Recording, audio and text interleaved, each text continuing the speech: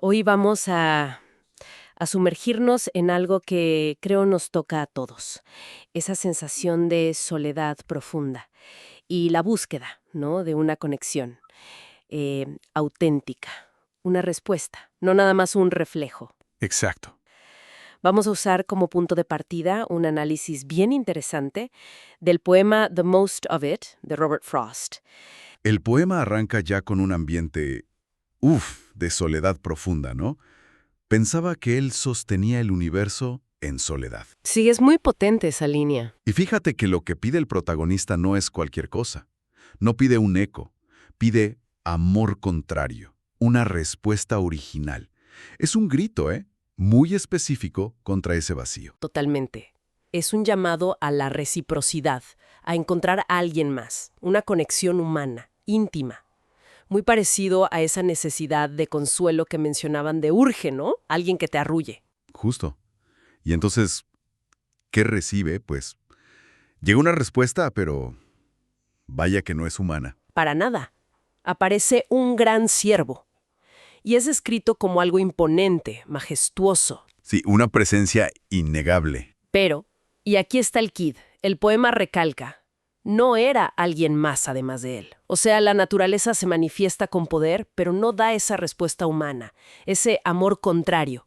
No es la pareja, no es la compañía que buscaba. Él tendía más bien a mostrar la naturaleza como, pues, indiferente. Poderosa, sí, pero no necesariamente consoladora. Y luego está el título, The Most of It. Podría leerse con ironía, como diciendo, esto fue lo máximo que obtuviste.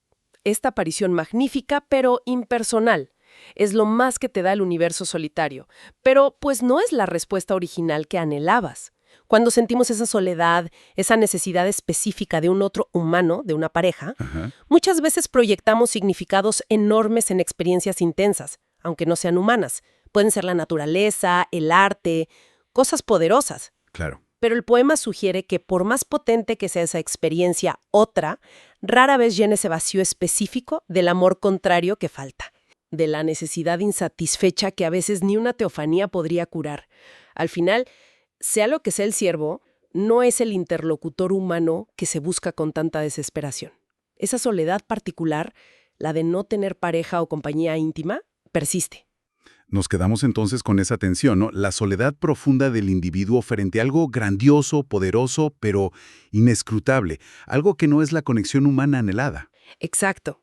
Y esto nos deja, creo, una pregunta interesante para reflexionar. Cuando buscamos esa conexión íntima, esa compañía, y lo que encontramos es algo magnífico, pero fundamentalmente otro, la naturaleza, el arte, una idea, lo que sea, ¿esa experiencia realmente alivia la soledad? ¿O quizá la intensifica al recordarnos justo lo que nos falta, que cuenta para cada quien como una verdadera respuesta original? Queremos explorar un tipo de soledad muy, muy particular. Una que se siente más como algo existencial, ¿no? No tanto la soledad física. Sí, la idea central de este análisis es ver la soledad como una falta de alteridad. O sea, no es que el poeta esté literalmente solo, aislado.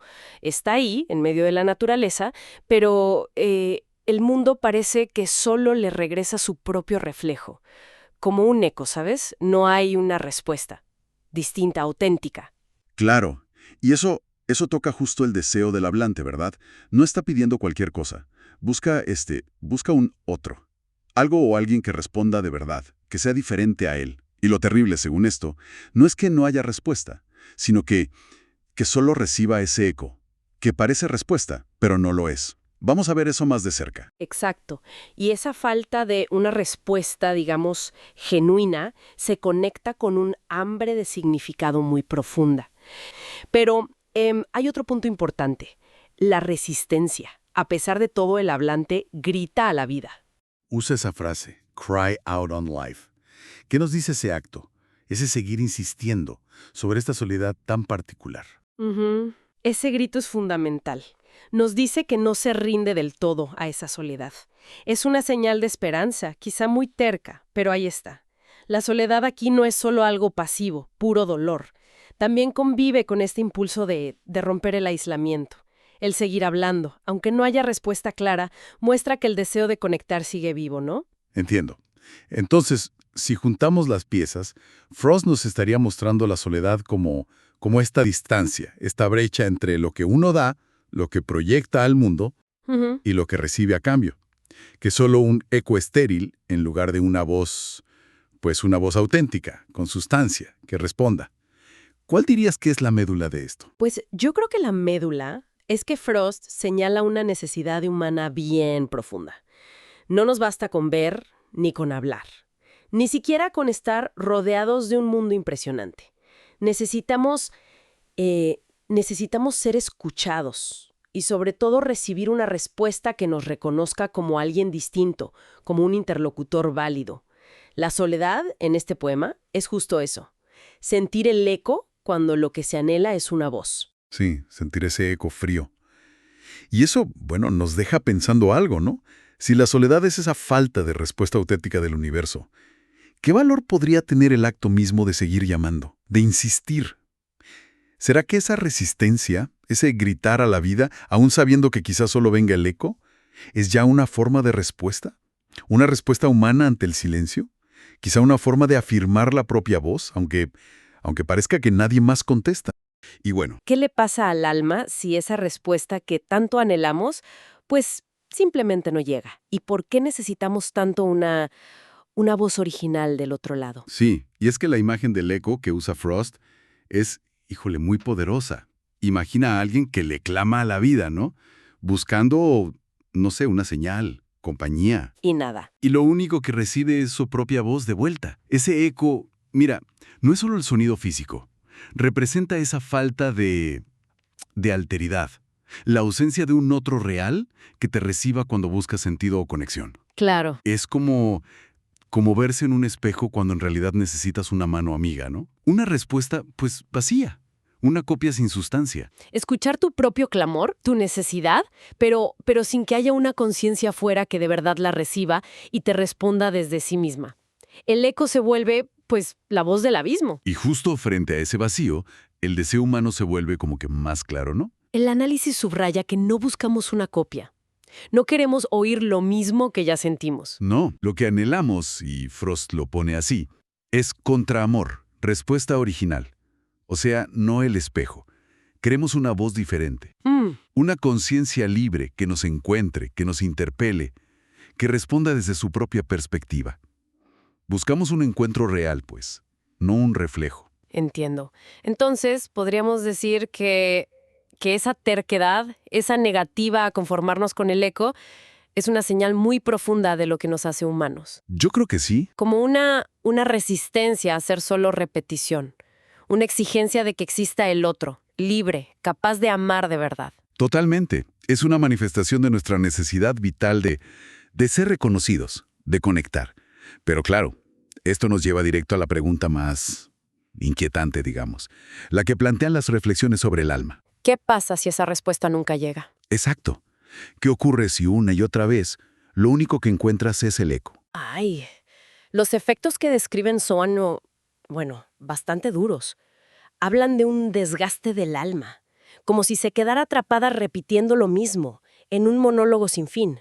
Ujú. La fe en que alguien te escucha, en que hay alguien del otro lado, se va perdiendo. Es como si sentirse real dependiera un poco de ese testigo que nomás no aparece. Y hay algo más, que quizá es más sutil, pero peligroso. El eco mismo puede cambiar. ¿Cómo? Deja de ser solo ausencia. Se puede convertir en lo que una fuente llama un fantasma. O sea, una simulación de compañía que, en el fondo, te recuerda más tu soledad. Qué fuerte. Y el riesgo es acostumbrarse a ese vacío, empezar a confundir esa resonancia hueca con una especie de presencia, aunque sea distorsionada. Eso me lleva a pensar en el lenguaje. ¿También se afecta? Si nadie responde de verdad, la palabra ya no sirve de puente. Definitivamente, el lenguaje puede volverse un muro. En lugar de conectar, aísla.